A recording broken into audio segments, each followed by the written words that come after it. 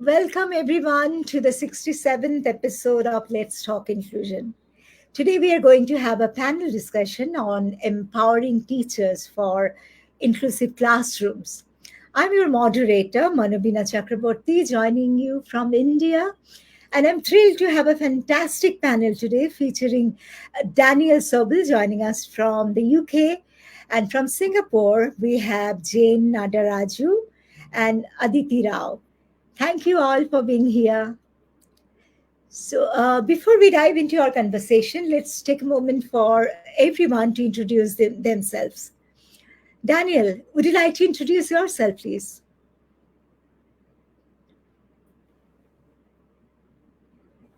Hello, my name is Daniel Sobel. I'm based in the UK. I'm an author and a speaker.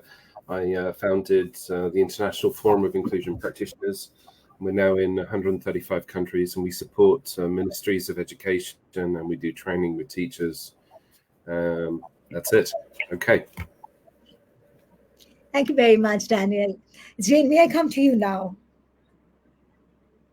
Hello, everyone. Greetings from Singapore. I am a fellow educator and a social entrepreneur. I have founded many schools, but today I'm most proud of the good work that we do at the Guild International College and Melbourne International School, providing all neurodivergents with equal opportunity to good education. Wonderful. Thank you, Jayne. Aditi. Hello, everyone. Thank you, Manobina, for hosting this very interesting show. My name is Aditi, and I work at the Guild International College in Singapore. I'm a social worker and a very strong advocate of inclusion.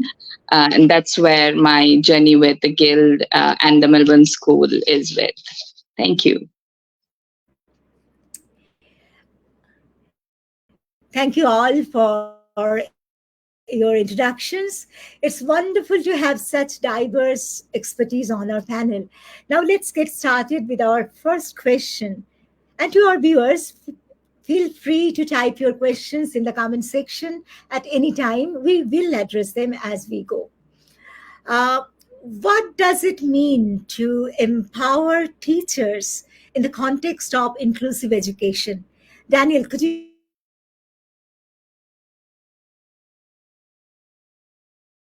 share your thoughts, please? About empowering teachers in inclusive Am I education. audible?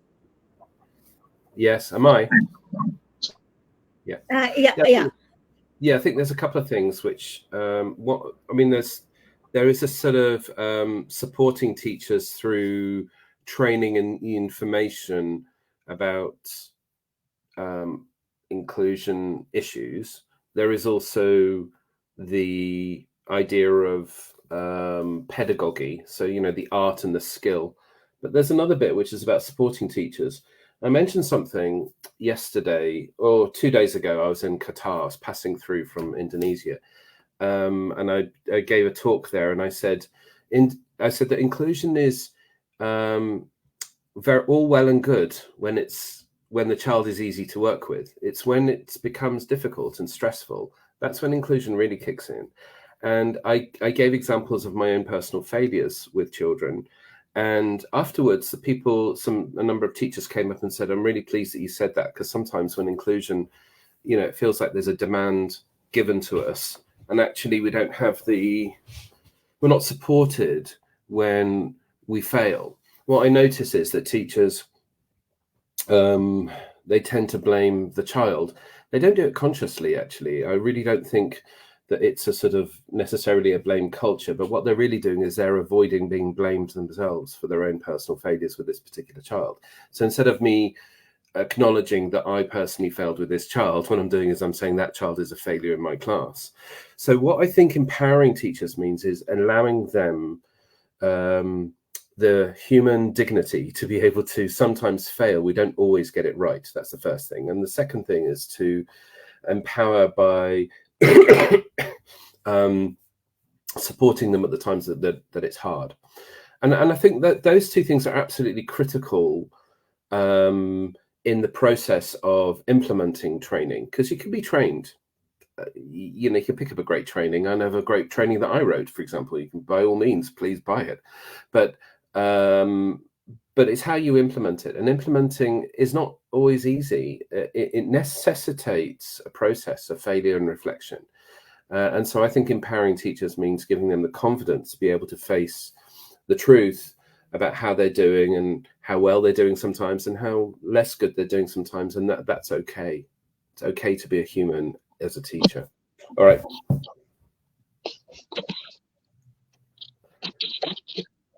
Yeah. We have started getting questions already in the comment section. We will come to them later on, a little later. Jayne, would you like to add something to it, whatever Daniel has said? No, he said it really well, but I think what I'll add on is, and I think it's about collaboration and support.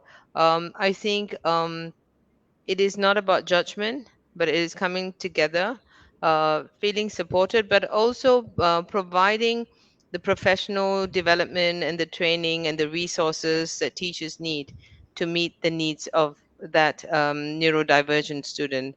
It should never be a journey that someone takes upon on themselves. Uh, they have a responsibility to the other kids in the classroom as well. So I think that is very, very important. And also making sure that, when we talk about no judgment, but also making sure that the teacher is also emotionally and psychologically supported, right? Because you doubt yourself. And then you go from to a space where you feel like you've let someone down, and that has a psychological effect on you as a person. So I think you need a leadership team in every school that has strong policies in place, advocacy, as well as provides access to resources. Yeah, very, very good insights. Moving on to professional development. What types of opportunities do you find most effective in preparing teachers for inclusive practices?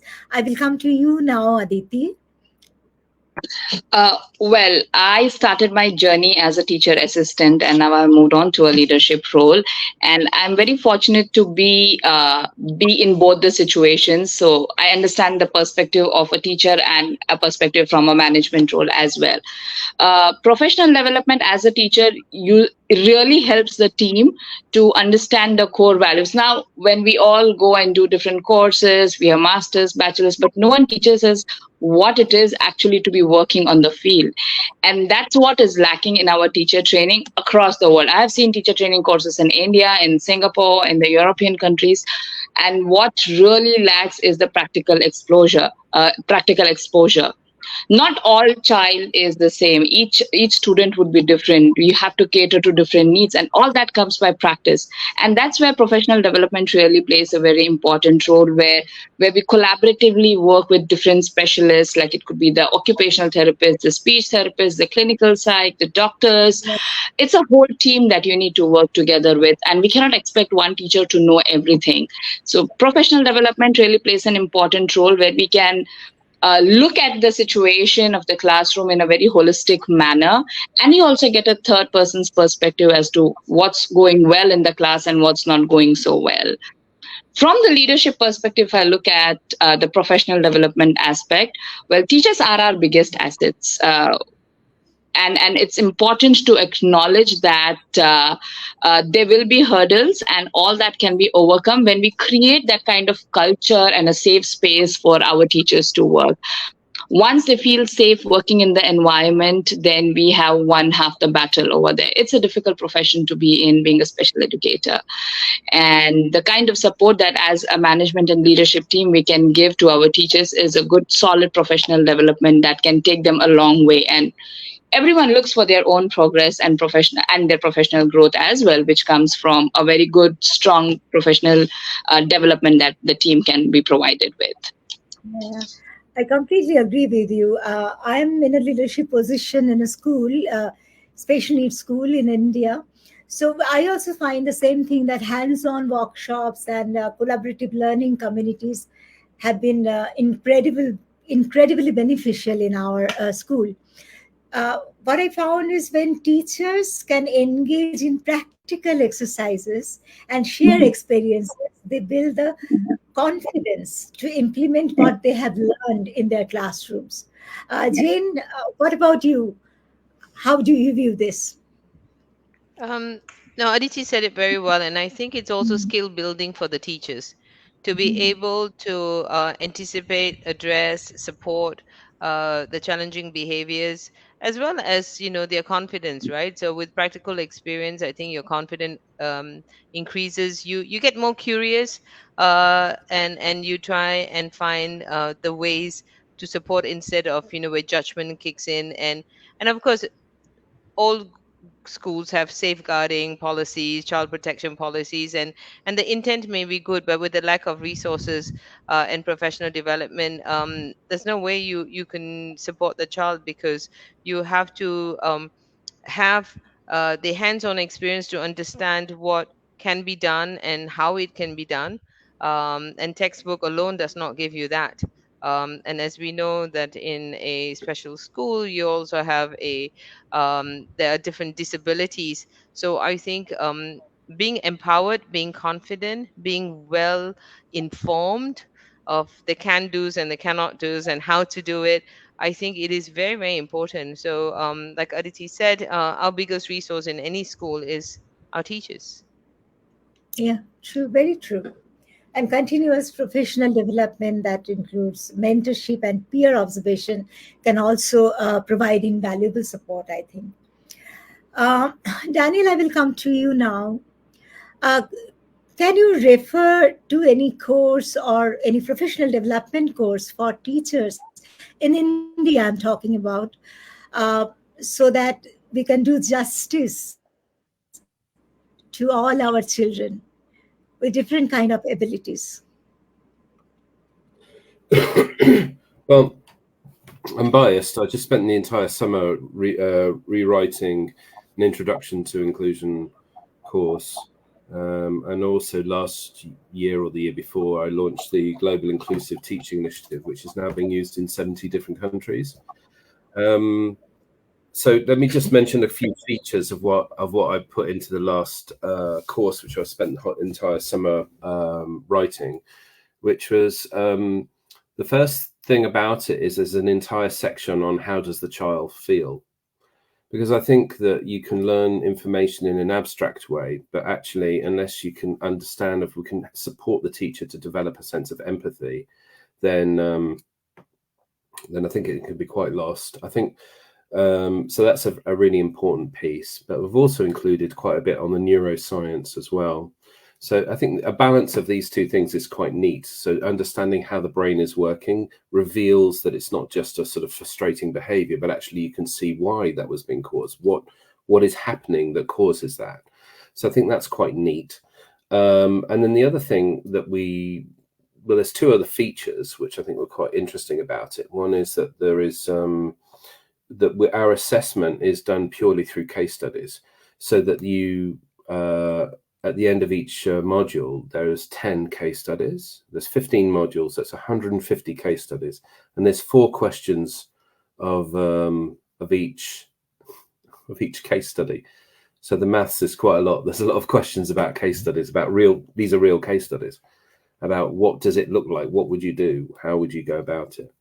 So, and then probably the most important feature, which by the way, I hardly ever see this. I mean, it could be that this does exist, but I don't see it very often, which is what we tried to do was try to map out, if you do a course, it's even in a school, you do a unit of work, you look at what the learning outcomes are, and they're usually for the participant of the course, which kind of makes sense. But what we decided to do was not just that, but also what the practical ramifications should be in the classroom, meaning that if a teacher does this course, what not only would they have learned, but what you should therefore see happen different in the classroom. And I think that is those key features make this quite unique. And we finally managed to crack how to get something translated into every single language. So that was a sort of bit of a breakthrough for us, because so far we've been operating in English mainly. So I'm excited to launch that. I was just speaking with the Southeast Asia Ministries of Education about that, and I was in Qatar speaking about that, and hopefully we're hoping that the entire government of Kazakhstan will take that on. and various other sorts of things. And I put it to the government this way, because I made a speech to the Education Ministry in Qatar just 2 days ago, and I put it like this. I said, surely we should say that if you want to teach here, I mean, it so happened to be Qatar where I was saying this, but you could say it in India. If you want to teach here, then this is the minimum standard. The minimum standard is you need to be able to understand children, know how they work, and how to respond. And that has to be an absolute bare minimum, in my view. And it's not actually that complicated to solve that issue. So that I don't know if that quite answered the question you were seeking, Manobina, but I'm just telling you the kind of my thinking process of the latest course that I've been working on.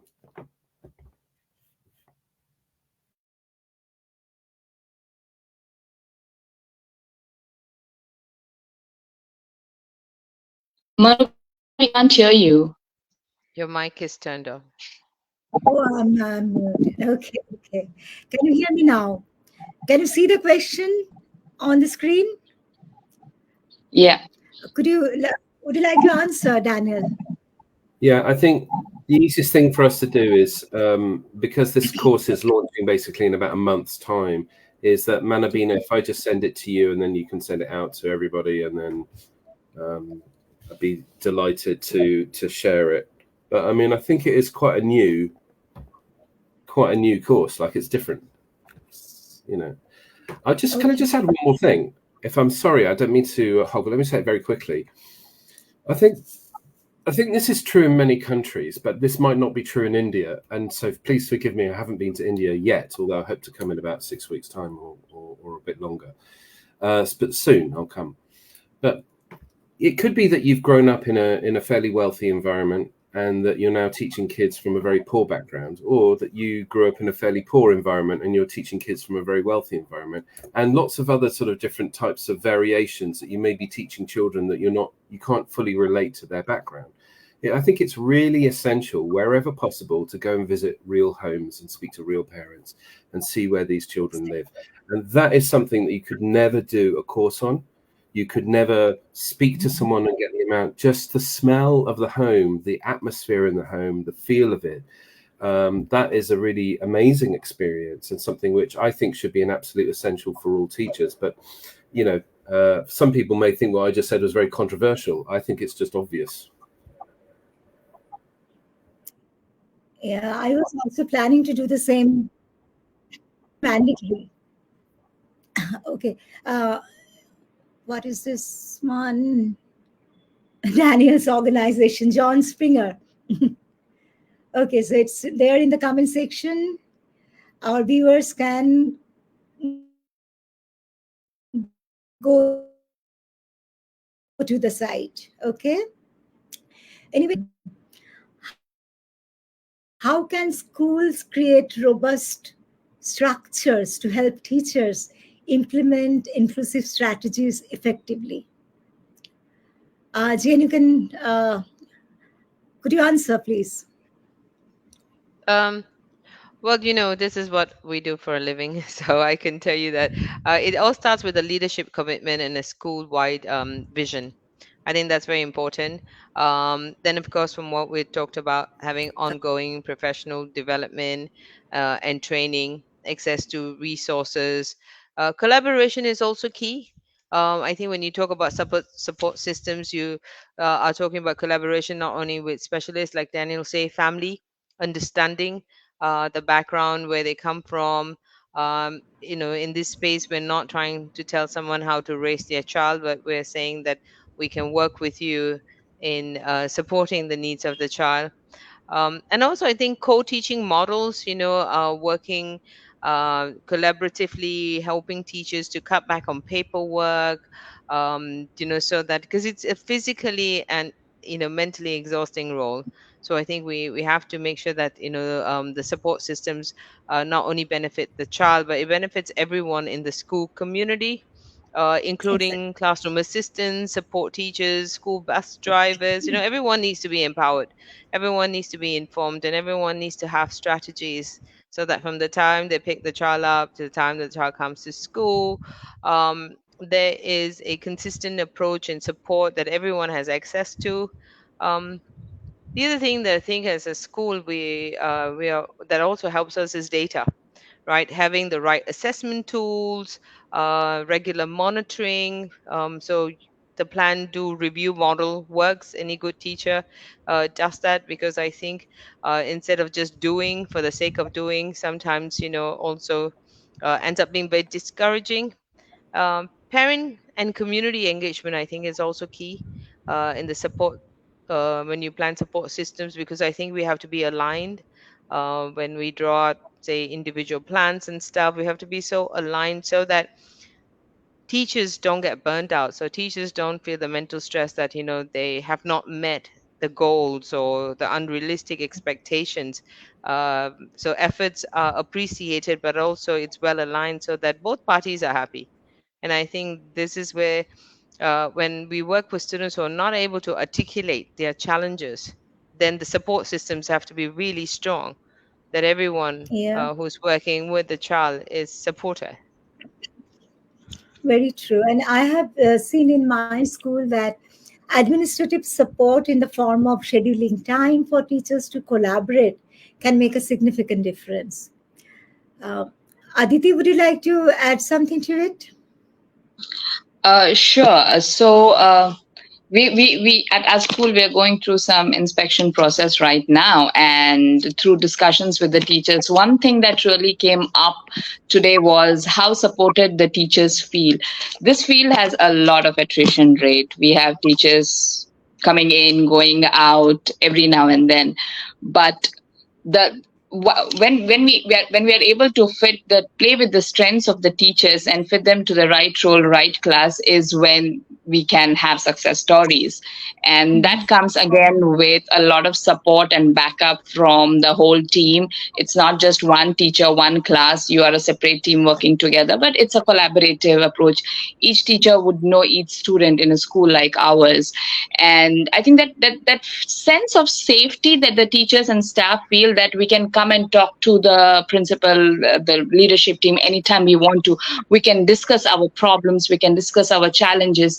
That is a big culture, that is a very important culture that we need to develop. And the sense of security, psychological security, is again very important, because it's a very emotionally and physically draining job. And unless we don't get to the bottom of the problems, it's difficult for us to work with any families or students, and we won't be able to see any success stories with them. So yes, a solid support system.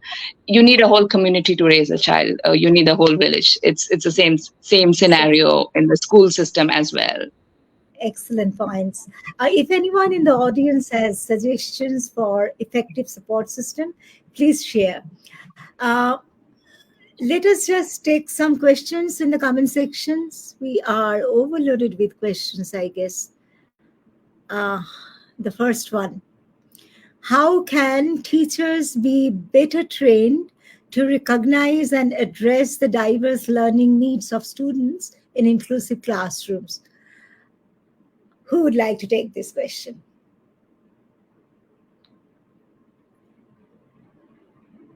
Well, Yeah. Yes, Jayne. I can start with that. Aditi can add on. I think understanding the different learning patterns, understanding that children, not every child learns the same way. I think it's important. So I think empowering yourselves, understanding different disabilities, understanding what the roadblocks are, and so that it helps you see beyond. It helps you see everything as not a problem, not a behavior, but a need. And there are so many tools and people who can help you address that. So I think that's important. So training and understanding different disabilities and learning style, differentiated teaching, so that these are some of the skills that if you equip yourself with, you are able to support a diverse group of kids. Yeah, very true. Thank you, Jayne. Daniel, what are your views? I mean, so let me just add and build on what Jayne was saying. I think there's a very simple way of understanding when something is a challenge, and that is to simply notice whether a child is engaging and participating to whatever extent that they're able to. And this is a very simple metric, but really the most profound and important one. You can have children who have a whole range of issues, but they engage and they participate very well. I had a girl who had a profound hearing impairment, and she was on our what's called SEN register, the Special Educational Needs Register of Concern. You know, she ended up going to Cambridge. She was very well, thank you. You know, she was fine. I had children who had a range of challenges that it wasn't necessarily any specific identified need per se, but it was more generic. So, but you know, like I think the obsession and fascination with diagnosis is something I'm keen to move away from. So that's why I like keeping it at the level of, well, are they engaging and are they participating? Because I think in general, if a child is engaging and participating in the classroom, they're going to be fine. There is a piece of kit which I developed been working hard over the summer, which we're just in beta testing at the moment, but we will launch it in January, which is for an app, an avatar that you can speak to on your phone. And sitting behind that avatar on your phone is about 10,000 books of educational psychology, psychotherapy, speech and language, occupational therapy. It was originally designed with a community in mind in Bangladesh who just don't have access to any of that. And so we thought that would be useful. They could just speak to the avatar, and the avatar will help you either as a teacher or as a parent. And you can say, I'm a teacher and I'm struggling with this student, or I'm a parent and this is a struggle with my child. So that's going live in January. I think we've become overly reliant on sort of specialists. And I'm not really interested. I don't think the solution is to make all of our teachers specialists. I think we live in an age where we can, provide accessibility almost immediately through AI to get help. So that's what I hope. I also I mentioned to Jayne, a company in China who I'm friendly with. I hope to bring them to Singapore, but I know them fairly well. And they spent £300 million on investing in AI in the classroom and in education. And they are really the world leaders in AI in education. Now, something that they are launching in January, and it's just in beta testing at the moment, is the idea that every teacher and every child will have an assistant, an AI assistant, and that will change everything. I mean, it has the potential to change everything. So, for example, the AI, and I've seen it do it, the AI will look at your piece of paper that you've been writing on, and it'll mark it better than your teacher will. It will do lots of things like that, that all of the admin that the teacher has to do, it will take care of all of that. And it will help immediately differentiate for the children. But what you'll say, well, where's the teacher and the child in all of this? And I'll say to you, well, actually, it frees up the teacher to doing what they're absolutely best at, which is speaking to the child. And they have less time. They'll have much more time to do that. So I'm pleased that they are leading the world on that. I'm also quite excited about my app as well. Watch this space. Thank you. Someone has added, Prij Bharadwaj, suggestions regarding support system, create an ecosystem where students in mainstream can build emotional bridges with differently able students with empathy, coaching without undue sentimentality. What are your views about this, Aditi? This comment.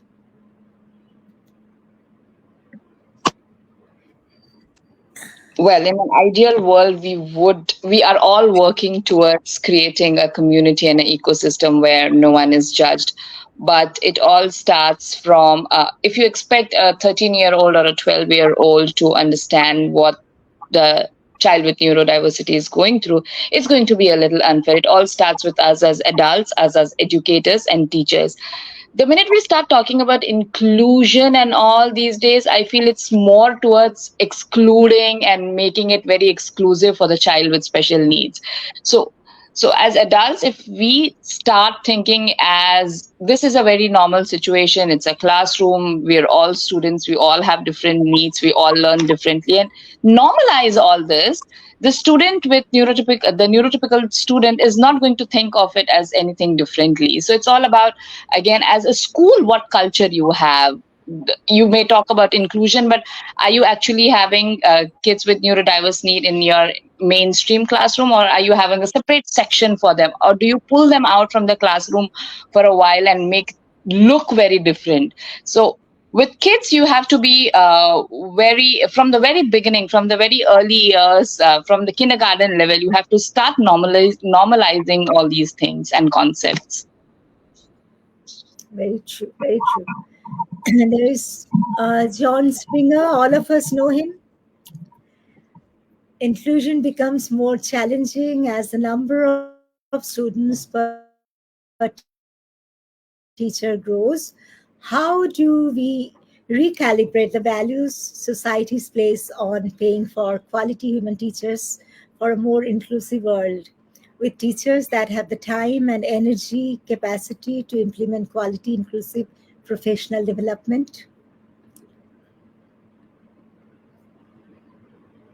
Would you like to take it, Jayne, this question?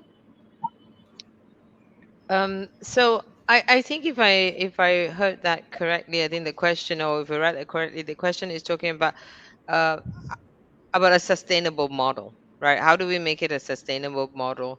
I think Daniel said that earlier on is no segregation, no dependency on experts or specialists. Is how is equipping everyone with the skills needed to support all students. And I think that is going to what is going to sustain schools, because I think if more people are involved, obviously it's going to cost more. And so I think empowering teachers is the way to go, so that class sizes can become smaller, but we are less dependent on external support. Yeah, yeah, very true. There's one more question. What role does teacher well-being play in the success of an inclusive classroom? I think Jayne has already addressed this question. Jayne, when you were, I think you have already spoken about it, haven't you? Yes, yes. I mean, in earlier, I think well-being is it's very much having the resources, being informed, knowing what to expect and how to address it, and also understanding that there's no judgment, and Yes. having a leadership team and a school culture where everyone comes together as one.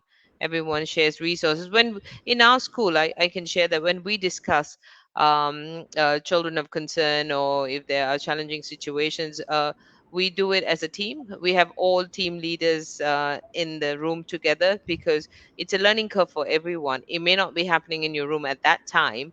That doesn't mean that that may not happen next term or the next year, but it's also sharing resources, learning from each other, so that you gone are the days where students are sent to the principal's office when you misbehave. Right now, every teacher is equipped, or should be equipped with the skills to address the needs of the students, and be confident in doing it, and feel good about it as well. So I hope that reiterates what I said earlier. Yeah. And here's one more question. What are some practical strategies teachers can implement to manage classrooms with both neurotypical and neurodivergent students? Daniel? I mean, it's difficult to answer that in like 3 bullet points, because I wrote an entire book on it and also have many courses on it and a master's program on it. So it's difficult to summarize. But my approach has been to try and keep things as simple as possible, and to try and look at things less around individual children and more about inclusive environments. And so how we greet children as they come in actually puts a lot of may well set the mood for how the child is going to be in the class. That's the first thing. The second is about making sure that whatever instruction is being delivered is clear and is easily received. And that is very valuable for many children. There's a point of of exclusion that happens very often when a teacher is delivering what seems to be a very clear instruction. And then finally, making sure that they're fully included in things like group work, and when they're doing individual work, that they're actually participating well and effectively, and so on. I mean, all of those things have to do with, creating the environment which is much more inclusive. And the rest of that is detail, like sitting by the window or sitting by the door, or what kind of lighting makes most sense, or is it better that this person sits to the front because their eyesight isn't very good, and so on. I think that this is but the principle really is, and then the big difference between thinking that this particular child has this mountain of needs, and as a result what they need is to have an adult next to them, and they need to be doing constant sort of one-on-one learning, versus trying to create what is effectively a sustainable, inclusive environment. Now, what I'm saying as a general principle, it has edges to it, like, that doesn't always work. Some of the best schools I've seen are specialist environments where they're not, they work on the individual basis rather than on the whole school, the whole classroom basis, in which I've described there. But so I'll pause there because there's so much to say. It's like an encyclopedia amount of thoughts into like 3 bullet points. I hope that's sufficient. Thank you. Thank you very much. Jayne, your views, please. I think Daniel said it really well, and he summarized it really well. I think it's all about differentiated teaching, right? You need to know, I mean, you can't teach everyone at the same time in an inclusive classroom. You need to be creative. You need to be able to ability group them, and also use the strength of the students. Teach them how to coexist, right? Each student is they have similarities. So in our schools as well, we say share similarities and celebrate your differences. So it does not mean that everyone has to do the same thing in the same way. Some children need things to be broken down into steps. Some children need to have visuals. Some children are not able to write, but they can all be doing a similar activity. Just how you plan for it could be very different. So you are not doing 10 different tasks. You're doing the same task, but how each child attempts the task could be different. Do you think cooperative learning system might work? Jayne? It all comes down to, the resources teachers have, the class sizes that they have, and the culture of the school. I think, personally, I don't think there's one method that you could say is going to work, because every school year you may get different profiles of students. True. So you have to be flexible, and you have to have, you have to be able to adapt to their learning styles. I think the main thing is to understand their learning styles, because there's no point teaching someone or forcing someone to do handwriting when they clearly have some challenges with that. So bring in the laptops, type instead of write, but that doesn't mean everybody's going to type.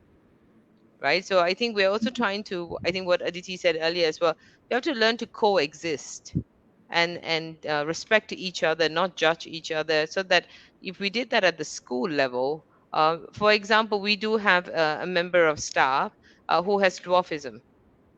And but she is a teacher. She is our visual arts teacher, and the children don't see her as any different. But there are some accommodations that everyone has to make based on her disability. So we also practice what we preach. I think in an inclusive school or inclusive classroom, I think you're not always wanting to talk about what's not working, but also highlight what's working and what's working well. Yeah, exactly. Aditi? Manobina, if I may add away here, it also a lot also depends upon when you are being trained as a teacher, especially this question was also related to how in a mainstream classroom can we coexist and make teaching more effective. So when, for example, in India, when you're being trained to be a teacher, you're doing your B.Ed, you're doing your M.Ed, how much of inclusive education is being taught as a part of your module? I don't think so anything. If you want to be a special educator, you need to do the RCI courses. And I have taught these courses, and the modules are fantastic. The theory part of our RCI courses when it comes to teaching is fantastic for ASD, for MR, for everything.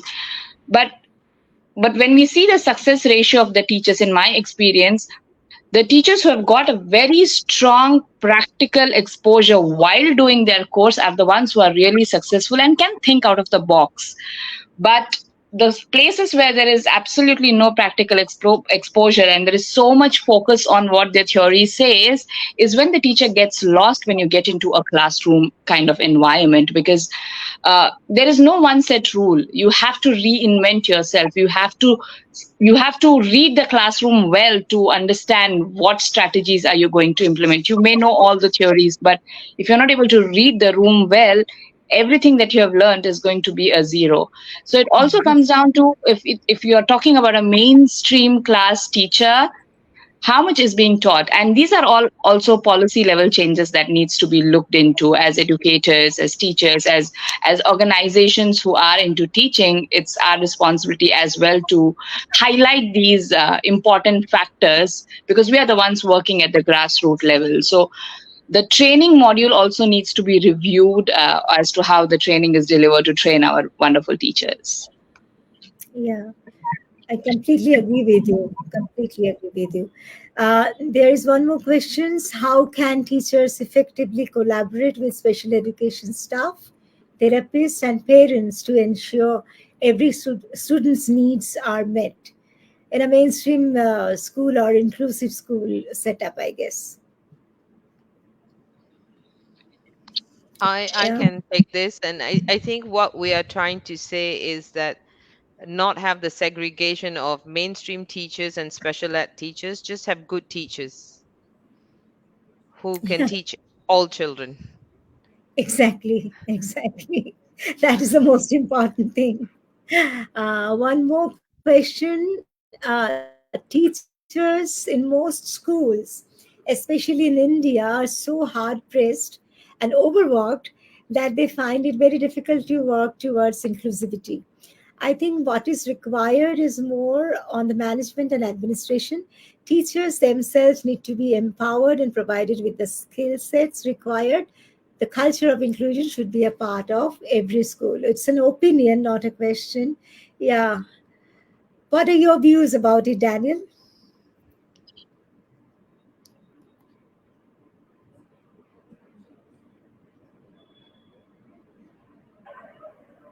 Yeah, I mean, teachers are hard pressed all over the world. Unfortunately, it is an environment which you get people who climb up the very hierarchical ladder of education are people who themselves have had a very successful education. So they're not naturally, necessarily, obviously, people who understand and can necessarily easily appreciate what it means to fail and how to navigate that. And there are also very often people who were extremely good and efficient teachers, and that we tend to take the very best teachers and elevate them up the ladder of educational management. But that doesn't mean to say that everybody can do that. And I think that we're quite bad at creating positive, healthy environments for teachers. This is not just in India, this is all over the world. And I think this is a major crisis point that's seen, that manifests itself way beyond inclusion. Let me just say like this. In England, for example, there is a massive leaving of the profession after 5 years. And the solution which the government is thinking about is, well, we need to recruit more teachers, right? We need to train more teachers. That's not true. We need to learn how to keep our teachers happy. And the link to inclusion is that the very best, most inclusive school, mainstream school, meaning non-specialist school, mainstream government school that I ever saw, where they had the highest performing grades across all different types of students, from special educational needs to children who'd come from abused backgrounds to children with a whole variety of different types of needs, from impoverished backgrounds to a whole mix, right? What worked there was the investment in teachers. That was the one thing. They barely had policies. They removed things like homework. They removed things like marking. They removed many things. And what they did was they focused on one thing above all, which is they invested in their teachers and their teachers' well-being. And their teachers were very happy, and they went the extra mile. And it was an environment where emotional intelligence was rewarded and was honored, and people believed in it. That is what works. That is at the heart of the Finnish model of education, which is why that's a successful model. I don't think this is rocket science. Like, how do we do it? How we do it is we take care of our teachers. Do you know what? If we were running an organization that had to do with engineering, then I'd say to you, your organization will only be as good as the staff that you have and how you take care of them.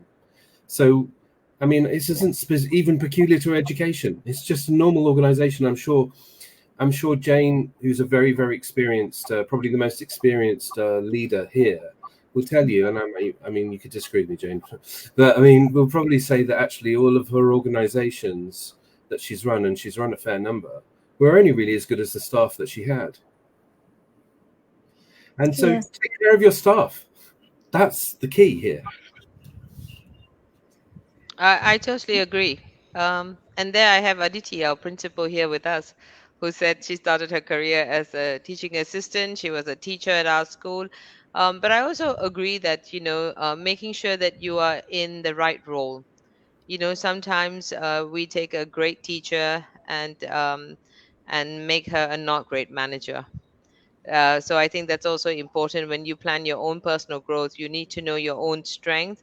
You need to know what are your passion. What is your passion, and what excites you? What makes you curious? Because sitting behind a desk and doing paperwork, perhaps sometimes just is not the best for the amazing teachers in the workforce who end up being overloaded with that when they take an administrative role. So we say that it's always the right organization. Are you in the right seat? If you're not, then it's okay to change the seat. Sometimes the change is for progression, sometimes the change is for skill development. And if the organization cannot provide you with what you're looking for and what you're seeking, then it's okay to get off that bus. We say, like, like we look at every school being a bus, and everyone has different seats, and you get off the bus and get on the next bus, because that school, that culture, that profile of kids, that's not going to change. So I think leaders have anyone who's a school leader in this call, I think we encourage you to work with your team. I think Daniel and me and Manobina, we all met at a conference where it was trying to effect practice through policies through practice. There's no point handing down policies when it cannot it does not represent the practice on the ground.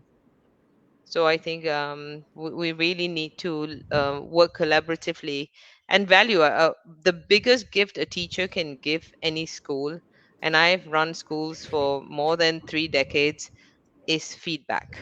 What works, what's not working, and suggestions. I think if we did that, I think you will have a very successful school.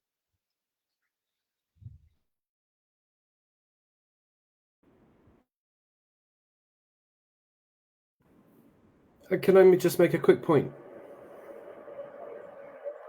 Manobina? Yes, sure, Daniel. Go ahead. I think there's some internet problem at Manobina's end.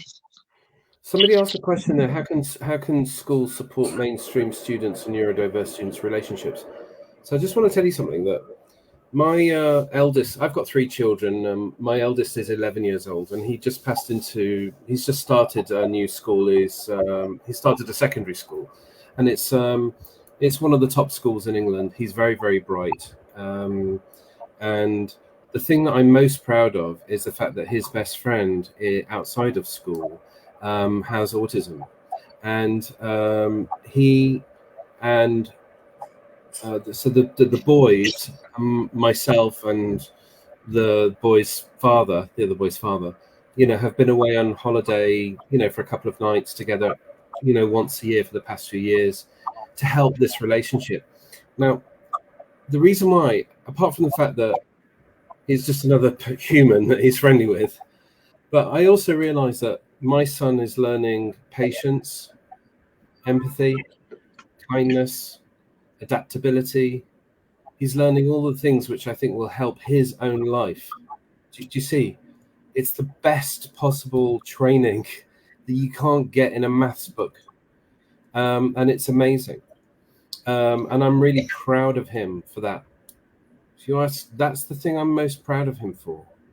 Because sometimes it isn't easy, and that's good for him. He'll learn how to navigate that. He'll be exposed to, the need for patience. We were in Copenhagen. I live in England, so, being in Europe is easy to travel around. So I was in Copenhagen. It's like saying going to a different city, like going from Delhi to Mumbai or something.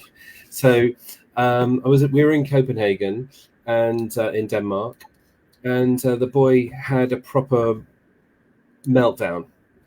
And it might have been uncomfortable for many children. It probably was uncomfortable for my son to bear witness to that. But he learnt to be patient, right? He was pushed to understand what was going on for him.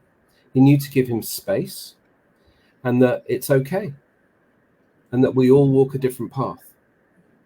Now, just tell me, which subject is it exactly in school that you get to learn that?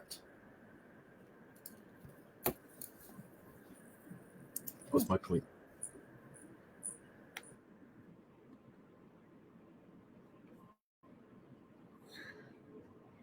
Am I audible? Yes, we can hear you. Yeah. So there is one more question, I think, regarding the same in the same context. Can you see the question? I have the internet disruption.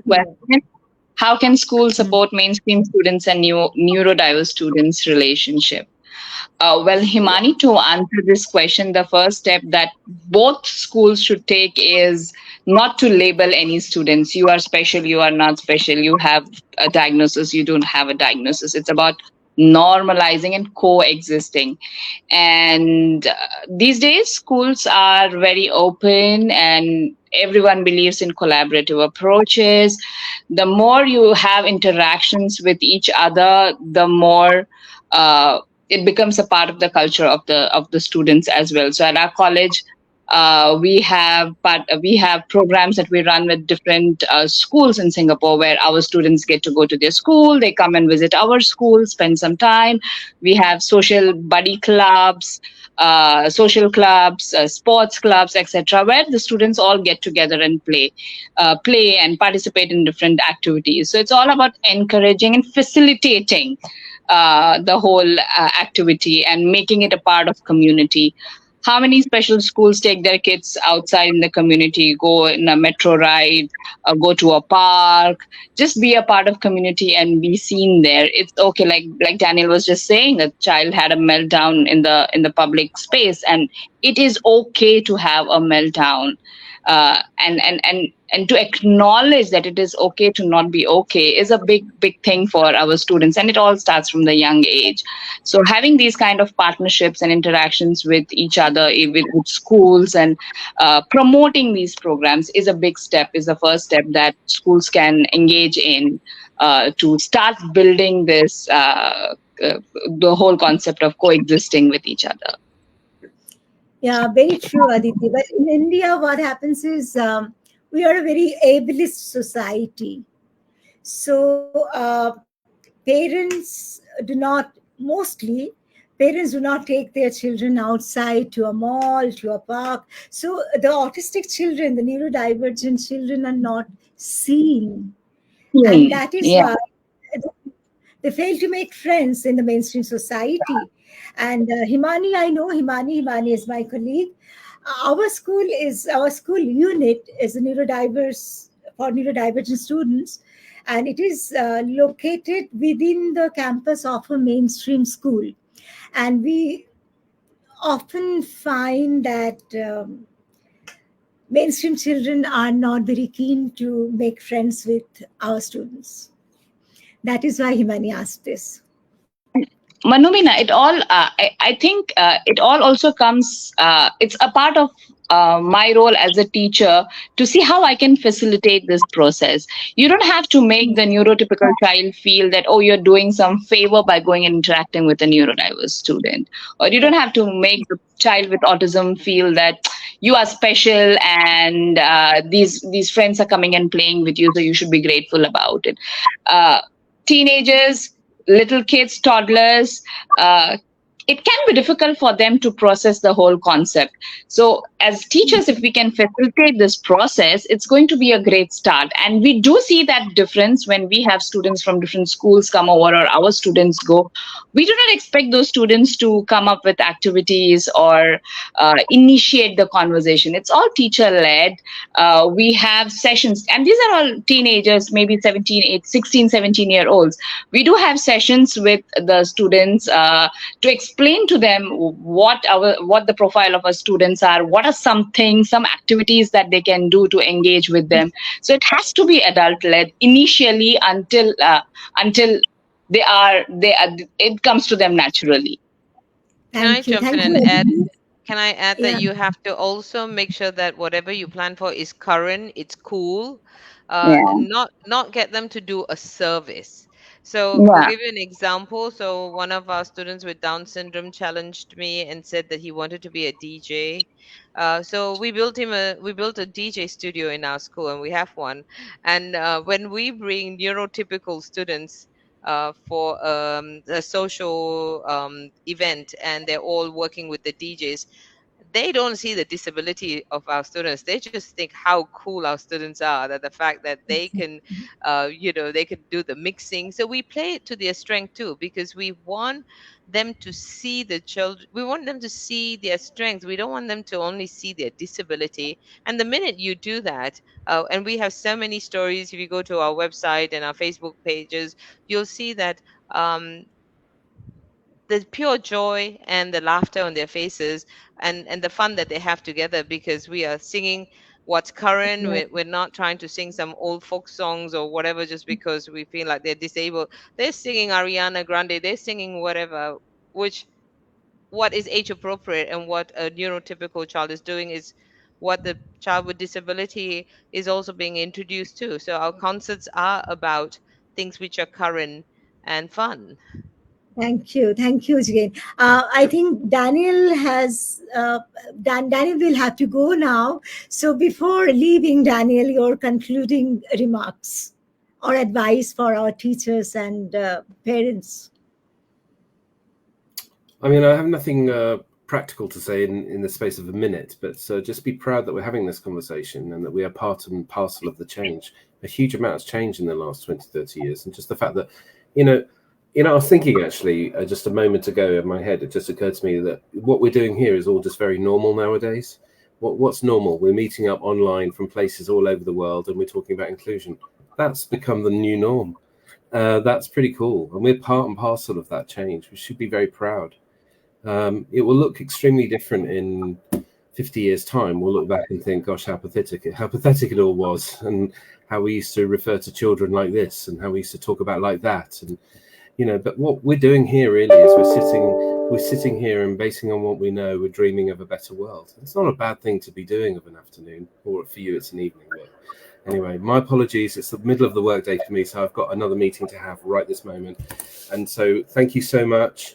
And I'm very much looking forward to coming to India. Bye for now. Yeah, we're looking forward to.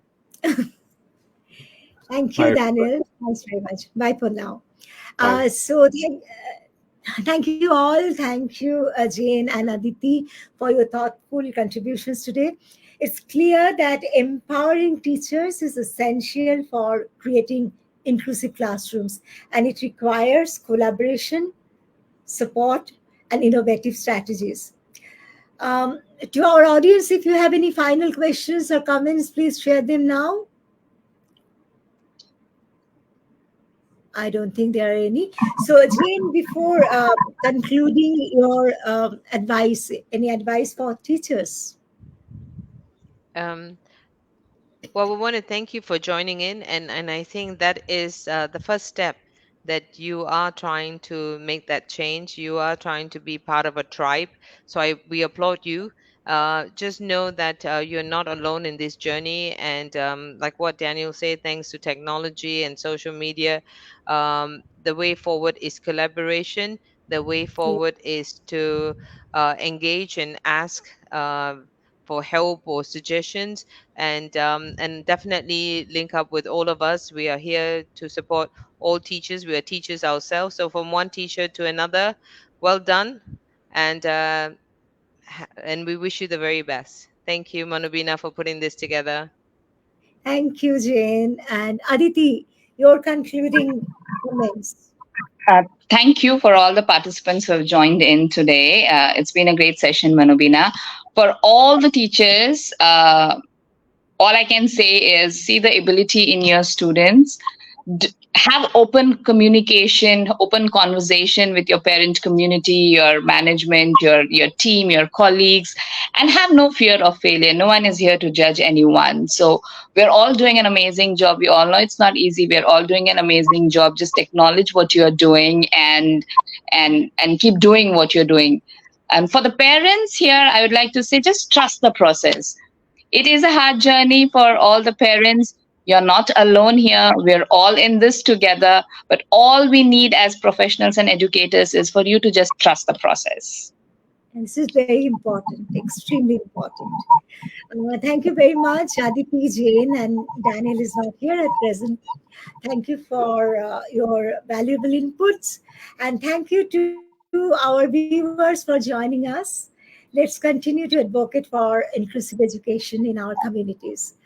Till the next episode of Let's Talk Inclusion, 68th episode. Goodbye and take care, all of you.